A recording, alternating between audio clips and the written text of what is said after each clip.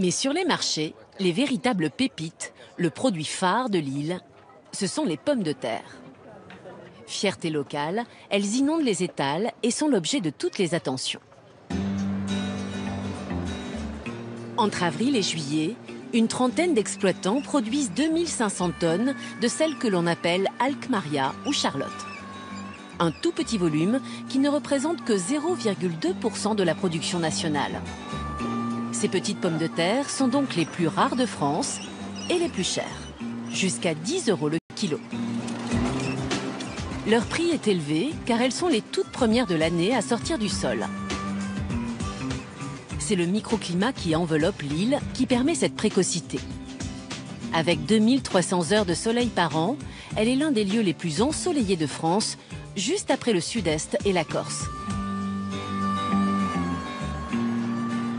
Daniel Massé, notre chef restaurateur, est intarissable.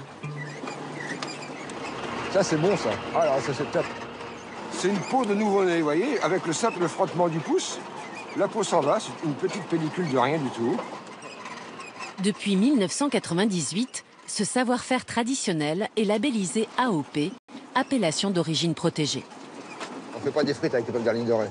Ça, c'est pas possible. Nous, c'est la pomme de terre sautée. Voilà, avec un petit peu de graisse de canard, une petite gousse d'ail et la fleur de sel. Ça, c'est le goût du terroir.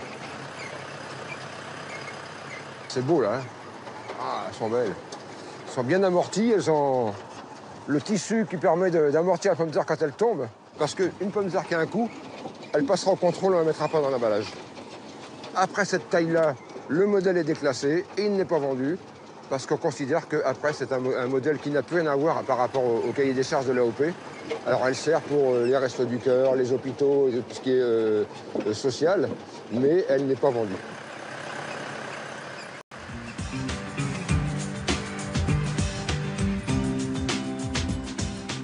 Jean-Jacques Hennette est le cousin de Daniel Massé. Il est producteur à Saint-Clément-des-Baleines, à l'ouest de l'île. Ces pommes de terre, labellisées Île de Ré, sont un vrai business à la logistique bien huilée. En quelques heures, elles sont distribuées dans la France entière. Ce qui est intéressant, c'est que ce produit que j'arrache ce matin, il a été vendu hier. Le marché a été passé hier soir. Il est 10h moins 10. À 11h, moi, je vais avoir livré mon lot de pommes de terre. Ouais. À 11h30, le camion va venir les chercher. À midi, c'est à la coopérative. Et à... Il lave, il met en paquet, terminé, emballé. À 16h, la pomme de terre est lavée, conditionnée, emballée, mise sur palette et les semis sont dans la cour pour être chargés. C'est incroyable parce qu'elle part aussi vite qu'un poisson qui sort de l'eau, d'un port de pêche. Peut-être même plus vite encore.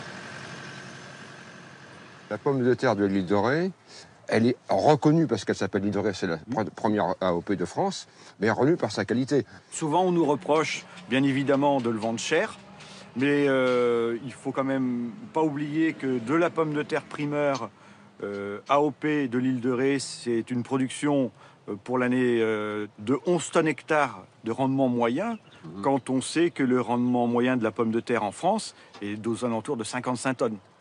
Donc on comprend pourquoi l'AOP existe. C'est que la pomme de terre l'île de Ré, c'est même pas, je dirais, c'est même pas féculent, je considère que c'est presque une mignardise tellement elles sont bonnes. C'est pas de la patate, quoi. On a vraiment un produit haut de gamme.